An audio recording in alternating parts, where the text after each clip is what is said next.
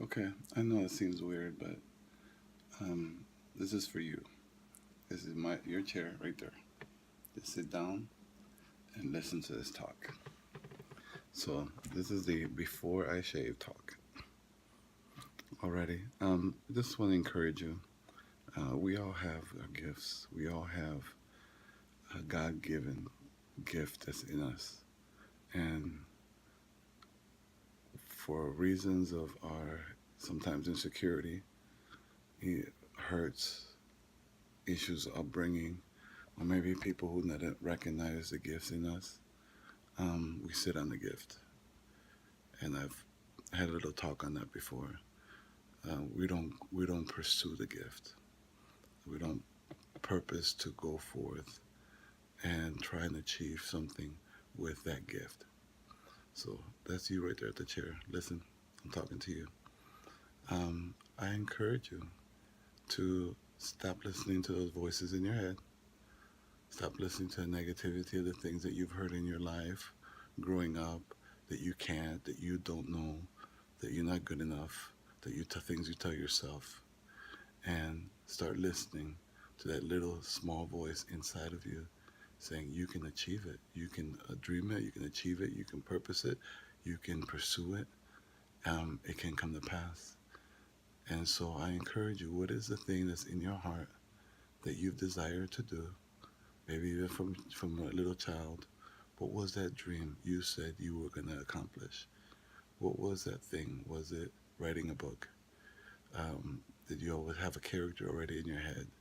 Do you already kind of have it every time you daydream? You have this vision running in your mind. Is it owning a business? What is the thing that's in you that you keep telling yourself that you would love to do that? That's the thing I'm encouraging you to pursue.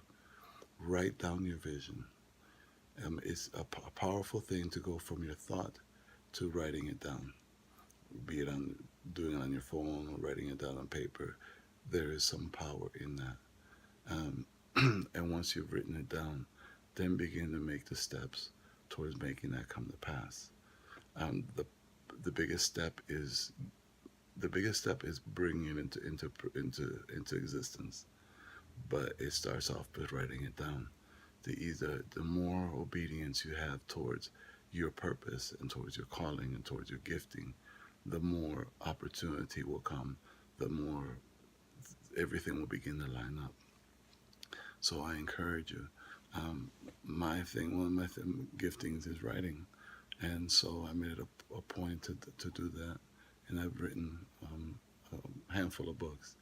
So, but it starts by getting up, writing down your vision, and then purposing to write the steps that you need to take to get there.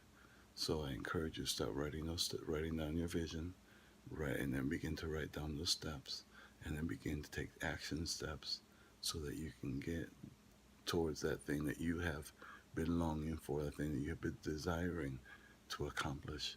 You have greatness in you. You have purpose in you.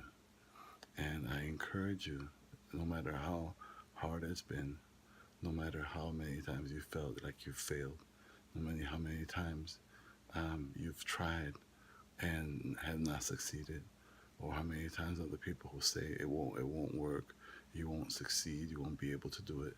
I'm talking to you. Listen, you can do this thing. You can accomplish this thing. And that chair is right there waiting for you. And someone will take it right here, take you by the hand, right there, take you by the hand. I said, come on, let's do this. Let's go for it. I know you can do it. You're well able. Um, God has purpose for you. God has something He's put in you. That's why it doesn't go away. That's why it keeps coming back. That's why sometimes in the middle of the night, those thoughts, that's why you daydream it. That's why in the middle of you should be doing other things, or you're in the middle of other things. It keeps prevailing your thoughts. It's because you're meant to do it. It's because you have purpose. There's purpose in it, and that you should pursue that thing. So I encourage you, get up from where you are, write it down, write down the plan, and you'll see that it begins to flow. It's going to begin to flow, and you see that you're going to begin to get those steps, and that you're going to get to the place that you're longing to go.